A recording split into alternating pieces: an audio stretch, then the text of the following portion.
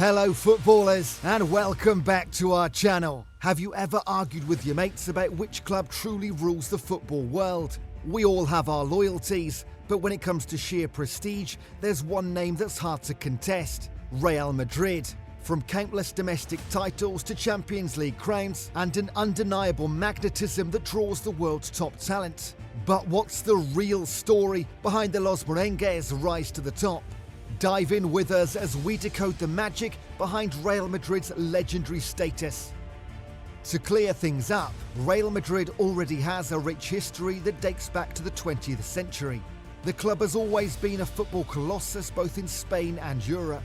Alfredo Di Stefano, Ferenc Puskas, Gento, Hugo Sanchez. We can go on and on in the list of mythical players that have worn the white jersey. The club had already won 8 Champions League titles, with the 21st century closing in. However, the recent success of the Spanish giants was steadily built after the arrival of Florentino Perez at the helm for the first time in July 2000. Perez came in with the genius and ambitious plan to make Real Madrid the biggest club in Europe and the world. With that came the Galacticos transfer policy. This meant that the club would target a football megastar every single season. Florentino started the Galacticos era in the best possible fashion, luring Luis Figo from Madrid's arch-rivals Barcelona. The deal didn't only cause uproar amongst the Blaugrana supporters, but it sent shockwaves all over the globe. How did Perez persuade the best player at Barcelona to join Madrid? The Portuguese player used to kiss the Barca badge whenever he scored. Well, it turned out that paying €60 million in the year 2000 was enough to change anybody's mind. That's the equivalent of paying €110 million in today's market, so no wonder the deal got the whole world talking about it. That was how Florentino Perez announced himself and his Galacticos strategy. But hang on, we mentioned his plan to bring one megastar every transfer window.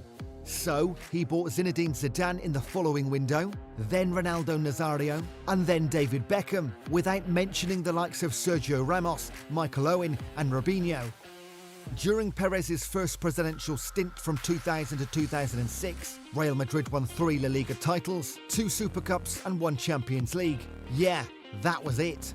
Considering the club spent over €350 million over the span of 6 seasons, that must be viewed as a huge failure, surely. Wrong. The first Galacticos era was only the first stone in the current Real Madrid kingdom.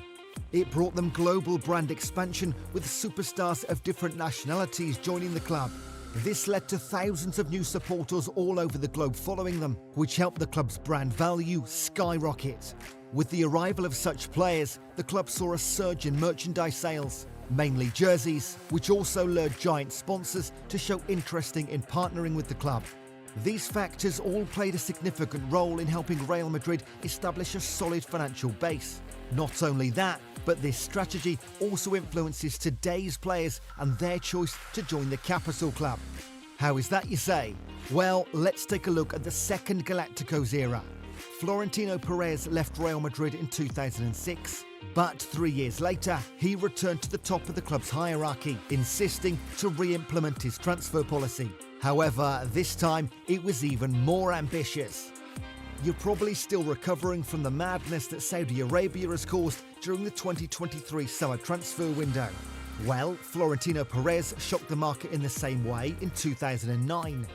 He succeeded in clinching Cristiano Ronaldo from Man United for €94 million and got the Brazilian wonder Kaká from AC Milan for €67 million. These are 2 Ballon d'Or winners brought in the same window. Not only that, he brought in the young Karim Benzema from Lyon and peak Xabi Alonso from Liverpool. How did he manage to do that? Put the financial aspect aside, it was the club's aura. Ronaldo, Kaká and Benzo grew up watching the iconic Figo, Ronaldo Nazario and Zidane play for the Los Blancos.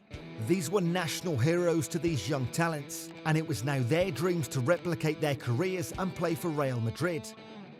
The club kept targeting mega stars in the following windows, such as bringing Gareth Bale for a world transfer record. However, they made a slight change in their transfer policy. After spending over €250 million in his first season back at the club, Perez started to get young talents for lesser fees. Angel Di Maria, Toni Kroos, Mesut Ozil and Luka Modric were all acquired for only €111 million across different windows. It was clear, therefore, that Perez had learned from his first Galacticos-era mistakes. Or maybe this time, he wanted to bring more sporting success to the club. And that is precisely what happened. Not only did the young players transform into world beaters, but they also helped the club establish its dominance in Europe.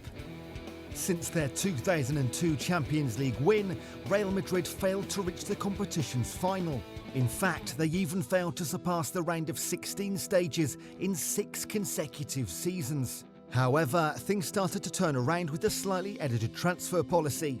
The club reached 3 consecutive semi-finals before finally winning the title again in 2014 thanks to Sergio Ramos' late equaliser and Bale and Ronaldo's goals in extra time.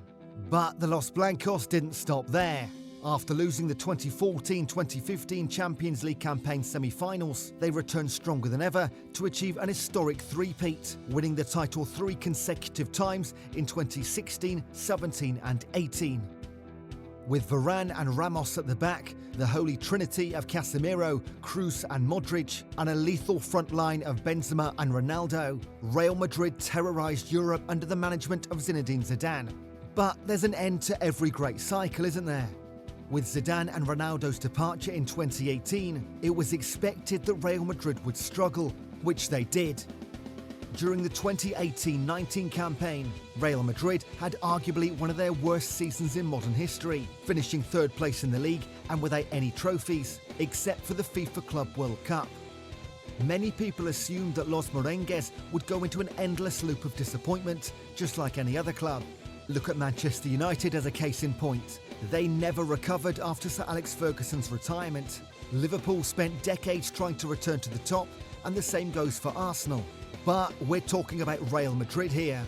Finishing a season with 1 trophy would be considered a failure, let alone finishing 3rd in the league and no trophy domestically or in Europe.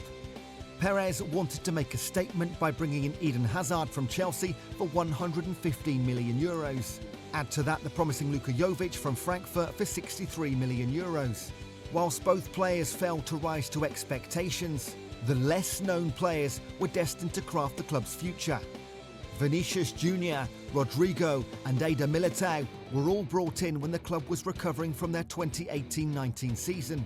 On top of that, Madrid closed off some brilliant deals, such as Thibaut Courtois from Chelsea for €35 million, David Alaba for free from Bayern Munich, and Eduardo Camavinga from Stade Rennais for just €31 million. And just like that, the club returned to win the 2021-22 Champions League title, with Karim Benzema, a 13-year-old investment, leading the line with an historic campaign, resulting in him winning the season's Ballon d'Or award. But wait, if you thought Real Madrid would drop off anytime soon, we want you to think again. And why is that? It's pretty simple. It's because Real Madrid are the best squad planners in the world. Let's take Liverpool for example. The club was revived by Jurgen Klopp, playing the most intense heavy metal type of football in all of Europe. It was the relentless press that helped them win the 2019 Champions League title and their first ever Premier League trophy. However, the German didn't plan for the future. Once his midfield players started to decline, the club lost its distinguished play style and missed out on a Champions League qualifying spot in the 22-23 campaign. Now, back to Real Madrid. The club sold Rafael Varane for €40 million to United in 2021 and replaced him with the free David Alaba. While Rafa is still a world-class defender, he struggles to get a consecutive run of play due to his recurring injuries. The same goes for Casemiro, who was also sold to United, this time for €70 million. Whilst he had a brilliant first season in England, the Brazilian is showing clear signs of a sharp decline in his second campaign. We can only come up with one conclusion. Real Madrid never sells for the sake of it. Instead, they recently adopted a transfer strategy focusing mainly on the future.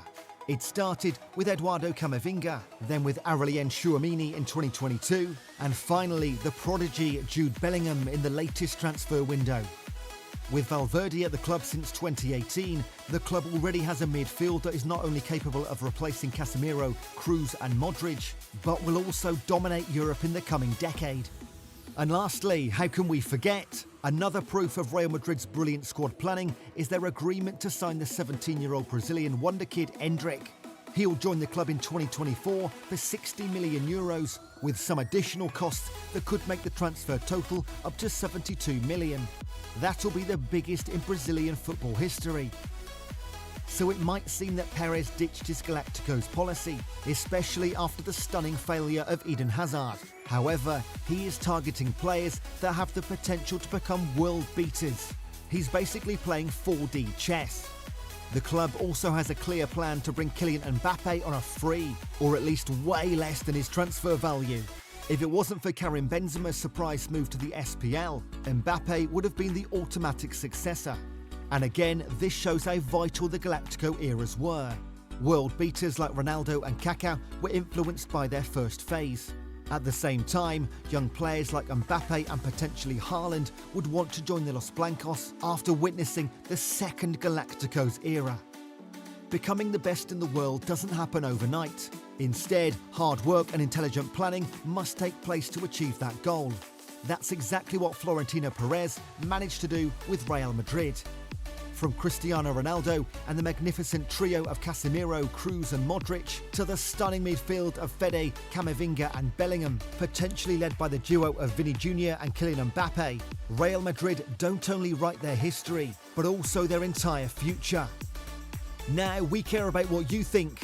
Will Real Madrid go on to dominate Europe in the coming years? Or will the club struggle to contain all these future stars? Share your thoughts in the comments below. And finally, remember to hit those like and subscribe buttons to see more content like this.